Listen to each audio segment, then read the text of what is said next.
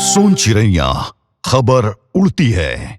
नमस्कार। वित्त मंत्री निर्मला सीतारमण ने हाल ही में केंद्रीय बजट 2026 पेश किया है, जिसमें देश के विभिन्न क्षेत्रों में विकास और रोजगार सृजन की दिशा में कई महत्वपूर्ण घोषणाएं शामिल हैं। इस बजट पर छत्तीसगढ़ में राजनीतिक प्रक्रिया तीव्र रही। पूर्व मुख्यमंत्री भूपेश बघेल ने इसे निराशाजनक बताते हुए कहा कि बजट का छत्तीसगढ़ पर प्रतिगामी असर दिखाई दे रहा है। उन्होंने बताया कि ना तो कृषि, ना ही उद्योग और रोजगार के क्षेत्र में कोई ठोस ऐलान हुआ है, जिससे शेयर मार्केट में गिरावट आई है। बघेल ने यह भी आरोप लगाया कि छत्तीसगढ़ को केंद्र सरकार के चहेते उद्योगपतियों के लिए छोड़ दिया गया और शराब महंगी होने तथा मछली सस्ती होने के फैसले से आम जनता को फायदा नहीं होगा। प्रदेश कांग्रेस अध्यक्ष दीपक बैज ने माइनिंग कॉरिडोर को लेकर केंद्र सरकार पर आलोचना की और कहा कि यह राज्य के संसाधनों को अपने पसंदीदा उद्योगपतियों को देने की तैयारी है। बैज ने बजट 2026 को छत्तीसगढ़ के साथ धोखा बताते हुए कहा कि इसमें किसान, गरीब और महंगाई के मुद्दों पर कोई ठोस कदम नहीं उठाया गया और केवल चुनावी राज्यों को विशेष लाभ देने की कोशिश दिखाई देती है। वहीं मुख्यमंत्री विष्णुदेव साय ने बजट को भारत के सुनहरे और विकसित भविष्य की दिशा में ऐतिहासिक दस्तावेज बताया।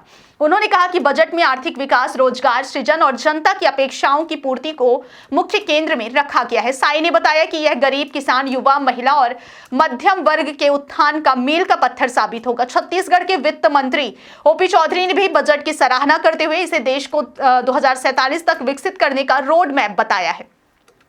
उन्होंने कहा कि इस बजट के जरिए गरीबों के लिए पक्का मकान, रेलवे, माइनिंग, पर्यटन, शिक्षा और स्वास्थ्य के क्षेत्र में विकास के ठोस कदम उठाए गए हैं।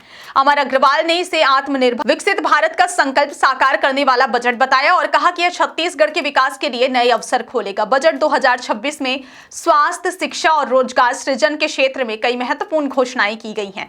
इसमें 5 नए आयुर्वेदिक एम्स, 3 अखिल भारतीय आयुर्वेदिक संस्थान, 5 मेडिकल टूरिज्म हब और बायो फार्मा सेक्टर में 10,000 करोड़ रुपए का निवेश शामिल है। इसके अलावा जिला अस्पतालों का उन्नयन, आपातकालीन और ट्रॉमा सेंटर की स्थापना और मानसिक स्वास्थ्य पर विशेष ध्यान देने की घोषणाएं भी की गई हैं। पर्यटन स्थलों पर गाइड कौशल विकास, हस्तशिल्प, हथकरघा उद्योग और पशु चिकित्सा क्षेत्र में निवेश से स्थानीय रोजगार और ग्रामीण अर्थव्यवस्था को भी मजबूती मिलेगी। बजट में टैक्स संबंधित भी बदलाव किए गए हैं।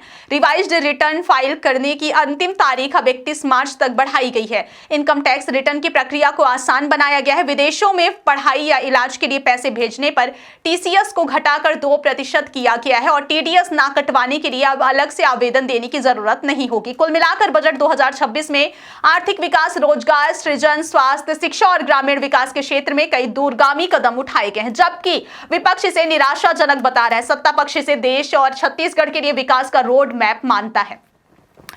बजट में की गई घोषणाएं भविष्य में छत्तीसगढ़ और पूरे देश के आर्थिक और सामाजिक परिदृश्य को सशक्त बनाने की दिशा में महत्वपूर्ण मानी जा रही हैं। इस खबर के बारे में आपकी क्या राय, हमें कमेंट सेक्शन में जरूर दें। तब तक के लिए हमारे यूट्यूब चैनल सोन चिरैया को लाइक करें, शेयर करें और सब्सक्राइब करना बिल्कुल ना भूलें। बहुत बहुत धन्यवाद। सोन चिरैया खबर उड़ती है।